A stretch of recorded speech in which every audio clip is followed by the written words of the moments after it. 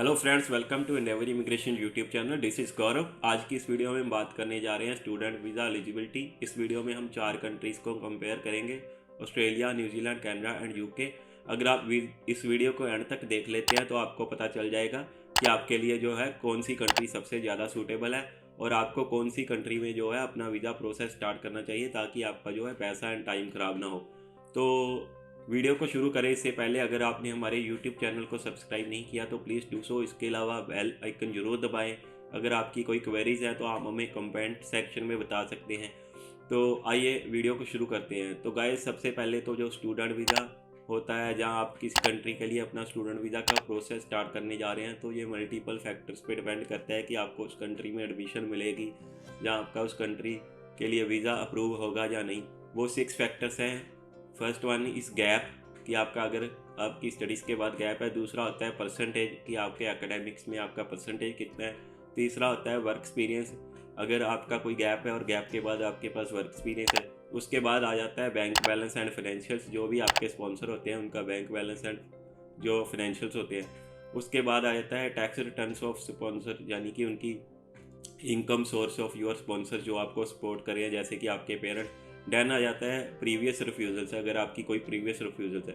तो हम गैप के साथ शुरू कर लेते हैं। तो गाइस, अगर आपने 12th किया हुआ है इंडिया से और आप अपना स्टूडेंट वीज़ा अप्लाई करने की सोच रहे हैं, तो 12th के बाद जो है कुछ कंट्रीज़ गैप एक्सेप्ट करती हैं, कुछ कंट्रीज़ गैप एक्सेप्ट नहीं करती। अगर आप ऑस्ट्रेलिया के लिए अप्लाई करना चाहते हैं तो ऑस्ट्रेलिया में वो सिर्फ रिसेंट पास्ट 12 स्टूडेंट्स को ही एडमिशन मिलता है।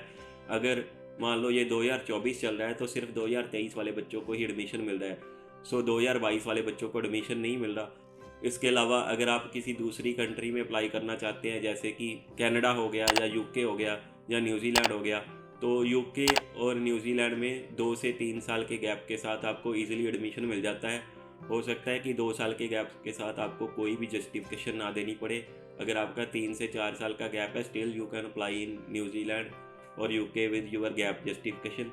इसके अलावा आप कनाडा में अप्लाई करने चाहते हैं तो 2 साल तक जो है कॉलेजेस एंड यूनिवर्सिटीज़ आपसे कोई भी गैप जस्टिफिकेशन नहीं मांगती। इसके अलावा इससे अगर ज़्यादा का गैप है तो कुछ यूनिवर्सिटीज़ आपके से जो है गैप जस्टिफिकेशन के साथ आपको जो है एडमिशन दे देते हैं। लेकिन कुछ कॉलेजेस एंड यूनिवर्सिटीज़ ऐसे भी हैं जहाँ पे अप टू 5 ईयर्स के गैप के साथ भी जो है विदाउट जस्टिफिकेशन आपको 12th के बाद जो है एडमिशन मिल जाता है।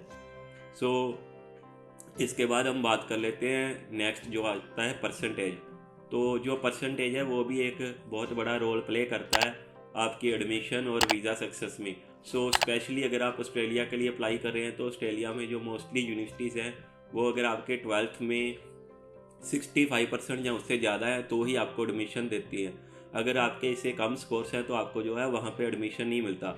सो परसेंटेज के अलावा यूनिवर्सिटीज़ ये भी देखती हैं कि आपने कौन से बोर्ड से अपनी जो है एजुकेशन कंप्लीट की हुई है। मोस्टली जो यूनिवर्सिटीज़ ऑस्ट्रेलिया में है वो सीबीएसई बोर्ड को या आईसीएसई बोर्ड को प्रेफर करते हैं। स्टेट बोर्ड वाले बच्चों को ज़्यादा प्रेफर नहीं करती, उनकी जीटी जल्दी क्लियर नहीं करती।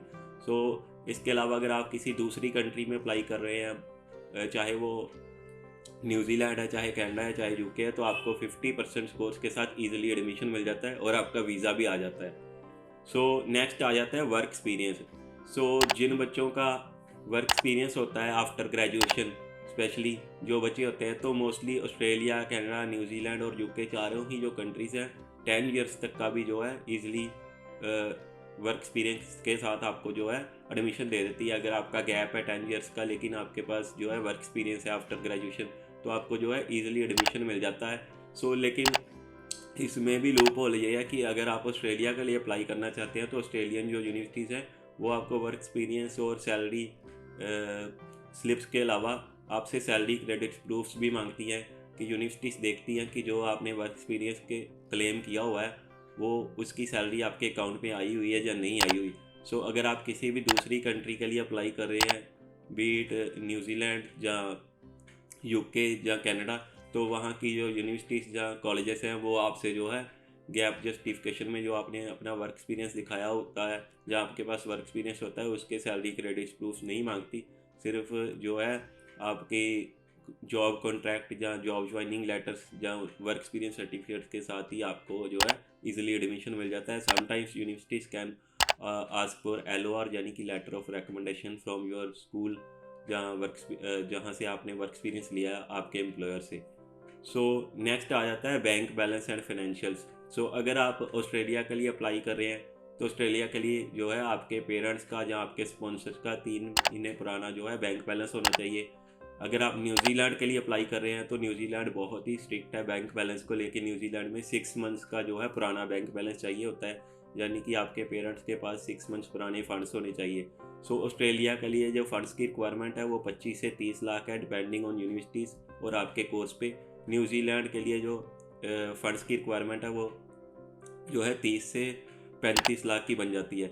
इसके बाद अगर यूके की बात करते हैं तो यूके में सिर्फ 28 दिन पुराने जो है फ़ंड्स चल जाते हैं, और जो फ़ंड्स की रिक्वायरमेंट रहती है वो 20 लाख प्लस रहती है। सो अगर आप कनाडा की बात करते हैं तो कनाडा में फ़ंड्स की ऐसी कोई भी रिक्वायरमेंट नहीं है, ना ही कोई बैंक बैलेंस चाहिए होता है, ना ही कोई बैंक स्टेटमेंट चाहिए होता है। सिर्फ जो है आपको अपनी GIC यानी कि $20,635 जो है कनेडियन बैंक में जमा करवाने होते हैं एज यूर लिविंग एक्सपेंसेस। तो आपको जो है अपना वीज़ा अप्लाई कर सकते हैं विदाउट शोइंग एनी फंड्स। अब बात आ जाती है नेक्स्ट जो है टैक्स रिटर्न्स की। तो अगर आप ऑस्ट्रेलिया के लिए अपना जो है स्टूडेंट वीज़ा अप्लाई कर रहे हैं तो यूनिवर्सिटी से आपके स्पॉन्सर की टैक्स रिटर्न्स भी देखती हैं। सो आजकल जो यूनिवर्सिटीज़ हैं वो 10 लाख प्लस इनकम देख रही हैं कि आपके जो पेरेंट्स हैं उनके पास 10 लाख प्लस इनकम होनी चाहिए पर एनम, ताकि वो आपकी जो स्टडीज़ है उसमें आपको जो है स्पॉन्सर कर सकें। वो देखती हैं कि आपके पेरेंट्स या आपके जो स्पॉन्सर हैं वो आपको सपोर्ट कर सकते हैं या नहीं कर सकते, उनकी रेगुलर इनकम आ रही है या नहीं आ रही। सो अगर आप यूके के लिए अप्लाई करते हैं तो यूके की यूनिवर्सिटीज़ इनकम टैक्स को बॉदर नहीं करती, वो सिर्फ आपके फंड्स ही देखती हैं कि आपके पास 20 लाख के फंड्स हैं, तो डेट्स इट। सो अगर आप न्यूजीलैंड की बात करते हैं तो न्यूजीलैंड भी टैक्स रिटर्न्स को इतनी जो है इम्पोर्टेंस नहीं देता, सिर्फ ऑस्ट्रेलिया ही है जो आपके स्पॉन्सर की या जो पेरेंट्स की है जो टैक्स रिटर्न्स देखता है। इसके अलावा टैक्स रिटर्न के अलावा जो ऑस्ट्रेलियन यूनिवर्सिटीज़ हैं वो आपके पेरेंट्स या स्पॉन्सर के सप्लीमेंट्री इनकम डॉक्यूमेंट्स भी देखती है। जैसे कि अगर आपके पेरेंट्स ने अपना जो है आपके जो पेरेंट्स हैं वो सेल्फ एम्प्लॉयड है तो वो आपके बिजनेस रजिस्ट्रेशन के प्रूफ्स मांग सकते हैं। अगर आपके पेरेंट्स जो है किसी कंपनी में एम्प्लॉई हैं या गवर्नमेंट एम्प्लॉई हैं तो वो सैलरी क्रेडिट प्रूफ्स मांगेंगे या आपके सैलरी स्लिप्स मांगेंगे या फॉर्म 16 मांगेंगे। So Australian universities are very strict for income tax return documents of sponsors. Last अब हम बात करने जा रहे हैं वो है प्रीवियस रिफ्यूज़ल्स की। तो प्रीवियस रिफ्यूज़ल्स में भी अगर हम बात करते हैं तो अगर आप ऑस्ट्रेलिया के लिए अप्लाई करना चाहते हैं तो आपकी अगर प्रीवियस कोई रिफ्यूज़ल है, चाहे वो विजिटर वीज़ा की है चाहे वो स्टडी वीज़ा की है, तो ऑस्ट्रेलियन जो यूनिवर्सिटीज़ हैं वो 1 से 2 साल तक जो है उस एप्लीकेंट को एडमिशन नहीं देती। अगर आपकी कोई भी रिफ्यूज़ल आ जाती है ऑस्ट्रेलिया की किसी यूनिवर्सिटी से तो आपको जो है दूसरी यूनिवर्सिटी से COE नहीं मिलती, क्योंकि जब हम उनकी ऑफ़र लेटर डालते हैं तो उसमें ही वो पूछ लेते हैं कि आपकी कोई ऑस्ट्रेलिया की प्रीवियस रिफ्यूज़ल तो नहीं है पिछले 1 साल में। कुछ यूनिवर्सिटीज़ तो पिछले 5 साल की रिफ्यूज़ल्स पूछती हैं ऑस्ट्रेलिया की। तो अगर आपकी प्रीवियस कोई भी रिफ्यूज़ल होती है तो वो आपको ऑफ़र लेटर या COE नहीं देते। सो अगर यूके की बात करते हैं तो यूके में तो वैसे ही जो है स्टडी वीज़ा रिफ्यूज़ल रेट बहुत कम है, तो ये चीज़ें बॉदर नहीं करती। अगर हम कनाडा की बात करते हैं तो Canada is very lenient. Canada में अगर आपकी मल्टीपल रिफ्यूज़ल है, चाहे आपकी 1 रिफ्यूज़ल है, 2 रिफ्यूज़ल है, 4 रिफ्यूज़ल है, 5 रिफ्यूज़ल है, जितनी भी आपकी रिफ्यूज़ल हैं वो बिल्कुल भी इफेक्ट नहीं डालती। ना तो आपको एडमिशन लेने में कोई प्रॉब्लम आएगी, ना ही आपको वीज़ा में कोई प्रॉब्लम आएगी। आपको ईज़िली किसी भी यूनिवर्सिटी या कॉलेज में उन एडमिशन मिल जाता है, चाहे आपकी कितनी भी प्रीवियस रिफ्यूज़ल हो। इसके अलावा वीज़ा में भी कोई दिक्कत नहीं आती। लोगों के जो है बच्चों के 4-4, 5-5 रिफ्यूज़ल, 6-6 रिफ्यूज़ल्स के बाद जो है वीज़ा हमने लिए हुए हैं। सो कनाडा इस चीज़ में बहुत ही फेयर है। अगर आप अपनी प्रीवियस रिफ्यूज़ल को जो है नेक्स्ट एप्लीकेशन में जस्टिफाई कर देते हो विद स्ट्रॉन्ग SOP तो वो आपको जो है वीज़ा दे देते हैं। सो गाइस, आई होप कि आपको इस वीडियो से काफ़ी कुछ पता चल गया होगा कि आपको कौन सी कंट्री में अप्लाई करना चाहिए, आपके पास अगर फंड्स हैं या नहीं हैं, या GIC के लिए आपके पास फंड्स हैं, या आपके पेरेंट्स की इनकम कितनी है। सो ये सारी चीज़ें देख के जो है आप अपना स्टडी वीज़ा का प्रोसेस शुरू कर सकते हैं। Thanks for watching this video. See you in the next video.